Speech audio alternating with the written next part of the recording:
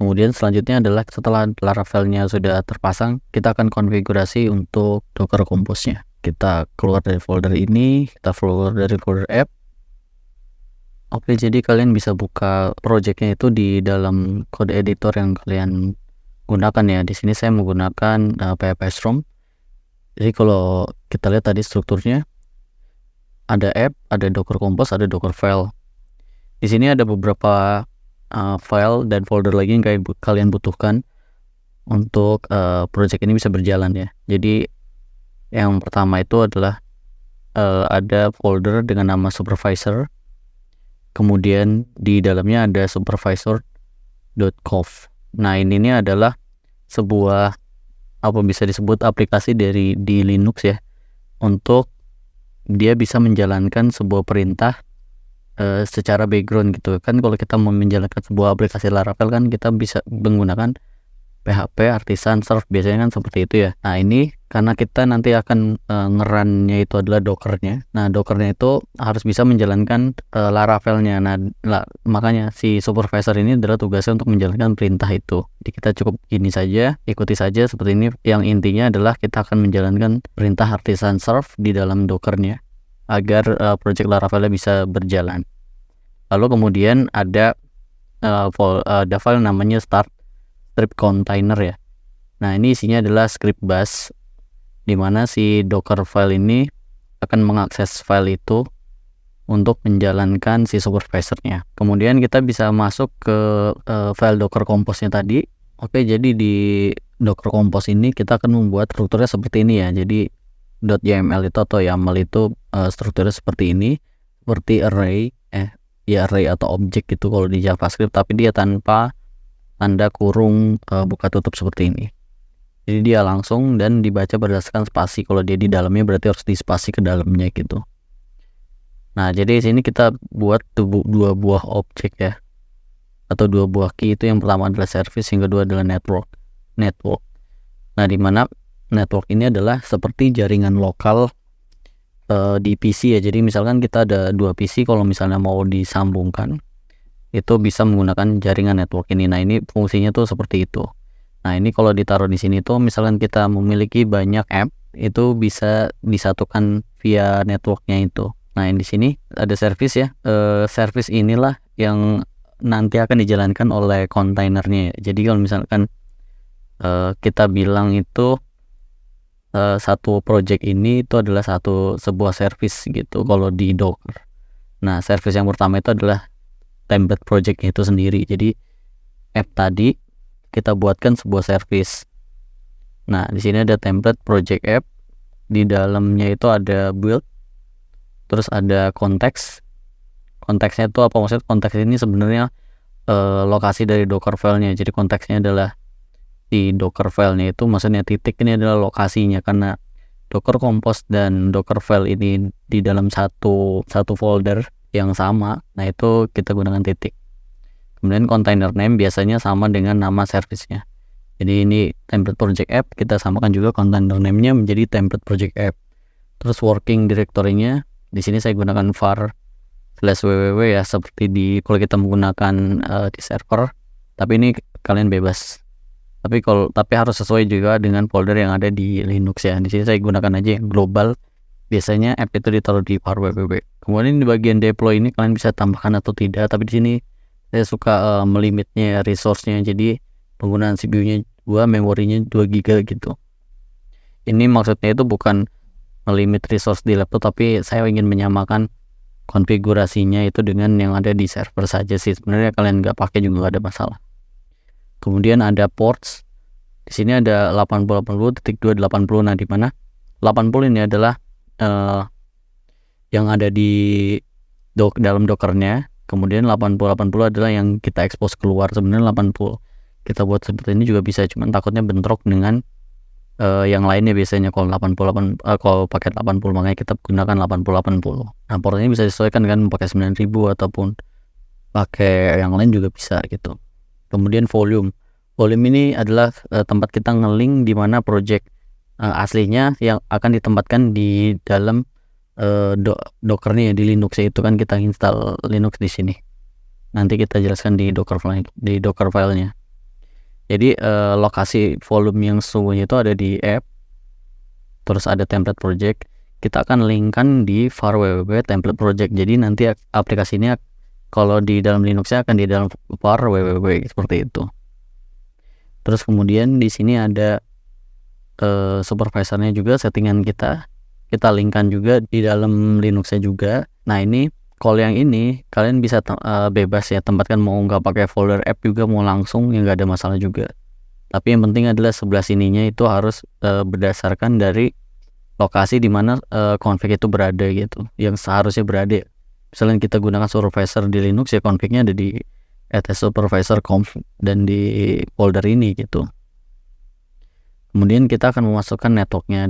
Terus kemudian di bagian docker file, jadi di docker file ini konfigurasi Linux itu kita ambil image dari Ubuntu yang memiliki versi 22.04. From image ini akan ada sangat banyak sekali ya.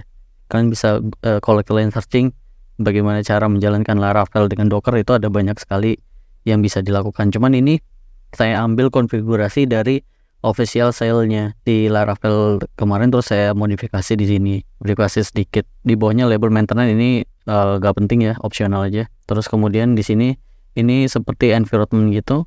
Jadi node versionnya saya gunakan versi 20, working di direktorinya sama dengan var www. Kemudian ada env ini masukin di time zone ya, biar lokalnya tuh di Linuxnya juga disamakan ke Indonesia. Terus kemudian ada perintah ini lakukan saja seperti itu. Terus kemudian ada hal yang dilakukan, yaitu apt-get update, di mana apt-get update dan apt-get install ini adalah perintah di Linux yang untuk melakukan update repository dan install package yang kita mau gitu. Di sini kita lihat ada berbagai package pendukung dari Laravel itu sendiri. Jadi ada curl, ada git, ada unzip, PHP-nya. Di sini saya pakai PHP 8.2. Ini semua pastikan 8.2. Kalau kalian misalkan projectnya adalah PHP 9 menggunakan PHP 7.4 misalkan, ya ini tinggal ganti aja 7.4. Yang belakangnya gak usah diganti gitu. Jadi kalian mungkin gini saja ya, kalian rubah semua. Misalkan kalian menggunakan Laravel 9 7.4, tinggal rubah seperti ini. Oke, sudah, ini beres. Terus kemudian kita akan menginstal Composer. Kita akan menginstal Node versionnya didefinisikan di sini. Saya menggunakan 20.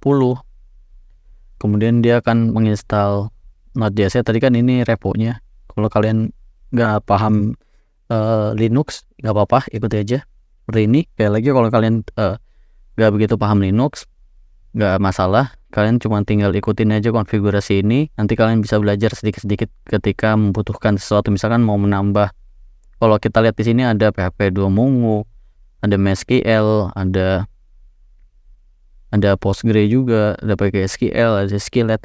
Ini saya install semua karena siapa tahu aplikasi kalian itu multi database ya. Jadi database mau ada Postgre, ada MySQL, mau pakai Mongo juga yang NoSQL dan lain-lain gitu. Nah, nanti kalian akan bisa belajar sendiri untuk package apa sih yang dibutuhkan aplikasi saya gitu di Linux ini gitu. Kemudian expose 8080 ini maksudnya adalah kita akan mengeluarkan port 8080 agar bisa diakses di lokal kita. Dan entry point start container ini maksudnya kita akan menjalankan file start containernya. Nah, konfigurasinya seperti itu saja. Selanjutnya kita akan coba menjalankan si Docker ini. Oke, jadi untuk menjalankan project Docker ini kita bisa gunakan perintah docker compose build. Nah, seperti ini. Jadi docker compose build untuk pertama kali. Nah, komposernya akan mulai proses build. Kemungkinan ini akan sebentar atau lama tergantung dari kecepatan internet kalian. Karena ini membutuhkan koneksi internet ya untuk pertama kali. Oke, jadi proses buildnya sudah selesai. Oke, selanjutnya kalau kita ingin menjalankannya di kemudiannya, kita melakukan perintah docker compose up mindi. Oke, bisa kita lihat di sini sudah networknya created, container template project app-nya sudah start. Nah, sini kalau kita lihat di sini ada template project utamanya, kemudian di dalamnya ada app-nya, yaitu si template project itu. yang kita kasih nama template project app ya, dengan port 8080. Nah itu coba kita akses di browser. Localhost 8080. Ups, kenapa tidak bisa? Kita lihat konfigurasinya kembali ya.